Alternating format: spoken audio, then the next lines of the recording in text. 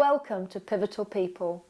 Today we're speaking to Tom Gregory. Tom is a director at Botham Accounting. Hello Tom, thank you so much for coming to Pivotal People. We're really pleased to see you and to hear a little bit about your journey into where you are now. I understand that you're an accountant and I know you work with small to medium providers.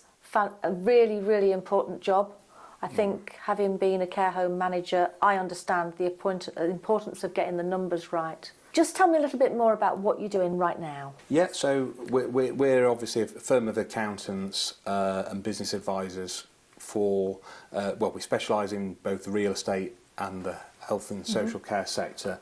And I think there's a real emphasis on the advice side of that. Yes, we do the number crunching, but what we do is we use our experience in those sectors to provide proactive advice for clients, whether it's clients looking to expand with an acquisition, or whether it's clients looking for to raise finance and need debt advisory. So you actually get involved in restructuring of companies? Yeah, often, and I think we come across lots of operators who perhaps haven't been advised well by their previous accountants, and we get very messy looking group structures that have evolved over time. Yeah. So often our tax colleagues will do the restructuring on those groups. Fantastic. A lot of people that work in care don't really get the numbers at all. You know, we do care, and a lot of people will say to you, I do care, I don't do numbers. So it's important to have that background. You were growing up, you went to school in Sheffield? Yes, in Sheffield, yeah. And what were you good at school? Well, I suppose I was good at maths, which has helped with my career choice. But I didn't really know what I wanted to do growing up.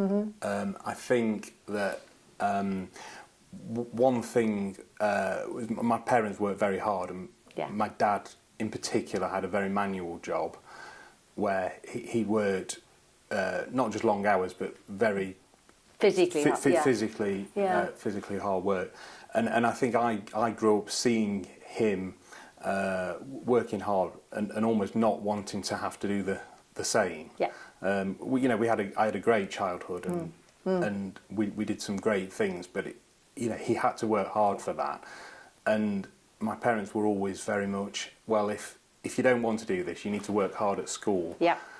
And you need to go and have a good job, go to university, and I think that just. They inspired you to want to go to university. Exactly. And they were always, it was always just, they were just telling me, you need to work hard, you need to, get good exam grades, you need to get a good job, and I think that's what I did really, often at the expense of having a bit of fun, because it was just the fear of having to do very hard manual work. Yeah. It is hard doing what you do. I know it is. But it's hard in a different way. I know what you're saying. To be a manual worker, to be a carer on the floor is a lot harder, I suppose, than being a care home manager. To develop the role, you went to university, you got your qualifications as an accountant. And then, where did you go to after that? What was your first job? So I got a job and a training contract in a firm of accountants in Nottingham. It was very much a generalist firm, so no specialising at all.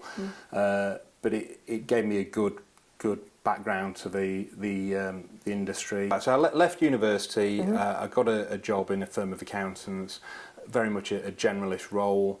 And then after a few years, started to get exposure to care clients, social care clients, and I think I realised that a few things. One, there aren't many accountants that specialise in the care sector, and certainly not that spend all their time working in the care sector.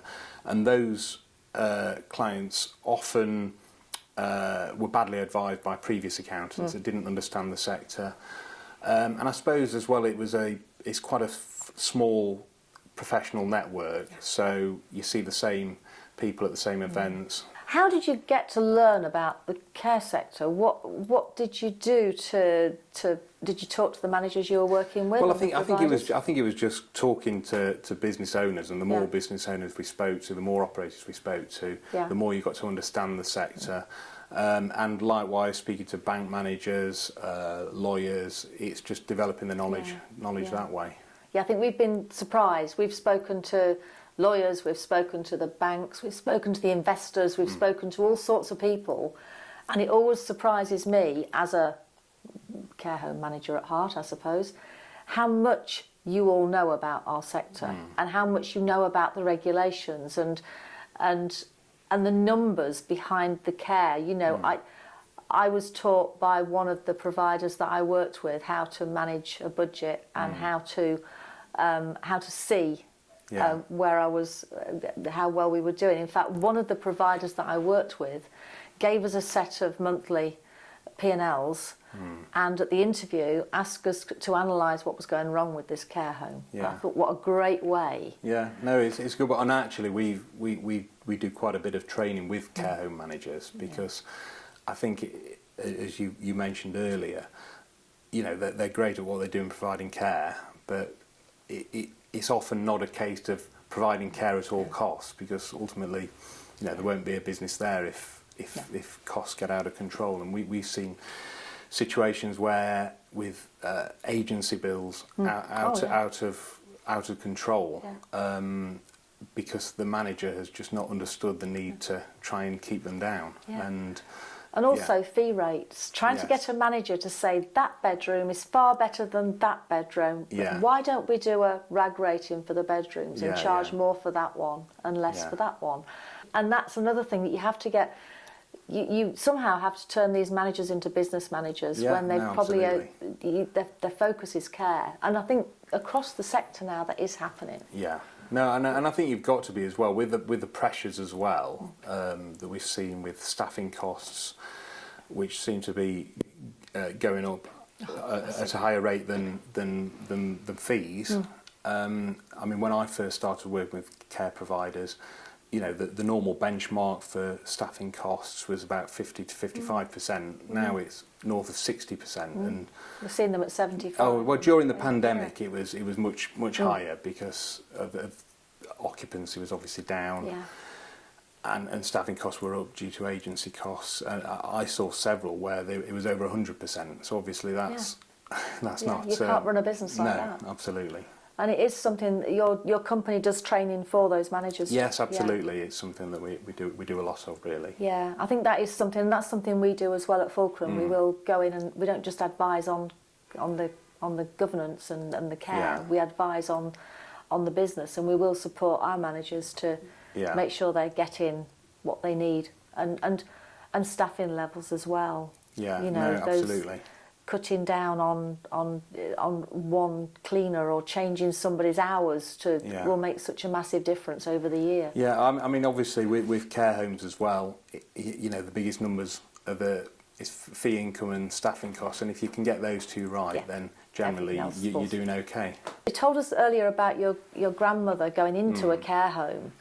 Now, at that point, you're an accountant working with care homes. How does that change your perception? Well, yeah, I mean, it was really interesting because up to that point, I'd been in lots of care homes, but very much professionally. I'd seen lots of fee registers with people's names on, lots of staffing lists, and it was just data on pieces of paper. But actually, when she went into the care home, which was at the height of the pandemic, May 2020, it was just a bit of an eye-opener, seeing, you know, being in there a lot, quite regularly, and seeing the staff and how, you know, how caring the staff were. And I always remember one night, just before she died, actually, we knew she was going to pass away that week, and I went up to Sheffield quite late one evening and went into the care home. It's probably 9 o'clock at night, and as I walked in her room, there were two carers either side of her bed, you know, and they were stroking her head and talking to her. I mean, and she was totally unconscious, but I don't know, that image will stay with me for a long time, because, you know, they didn't need to be doing that, you know, but it just showed me what they actually do. Absolutely. And yeah, it was really, you know, it was really nice to see, and to see that, you know, they didn't know I was going, but they were just there looking And after you knew her. she was well looked Yeah, after and absolutely. well cared for. No, Yeah. it's good, and I think it is. There's a lot more goes on in a care home than anybody on the outside Yeah. knows about. I always used to use the analogy of Willy Wonka's chocolate factory, where it's this amazing special place behind closed doors that nobody goes into, Yeah. and they don't really know what goes on, but it's a bit scary. Yeah, no, I can imagine. Yeah, it's nice that you've actually seen it Yeah. from the inside, because I'm sure that helps you Yeah. with your Yeah, job. no, absolutely, and I think when you see when I now see names on a fee register, you know, you realise that each one of those people, you know, they're all grandparents or parents, you know, they've all been, you know, putting presents under the Christmas trees and things, and I don't know whether it had really hit home up to that point. No, I don't think it can until you have a personal experience of it. I think that is, and that's good for you to develop your career further on. Yeah. So what about for you? What's your future? What do you want to do in the future?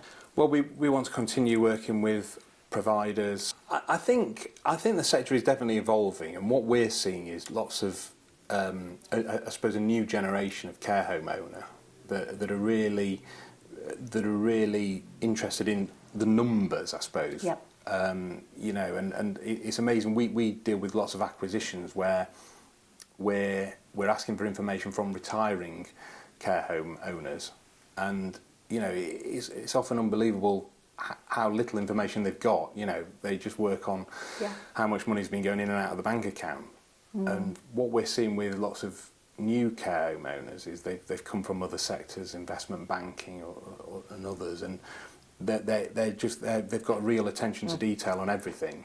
The business of care homes will improve. Yes, So- the business of care homes will improve, and I think often there's this belief that if you're making a profit, it's at the expense of providing good quality care. But we know that the best care homes out there are probably making the most profit. So, and I think the more that we see that, it will be better for the sector overall. Thank you very much. Thank you very much.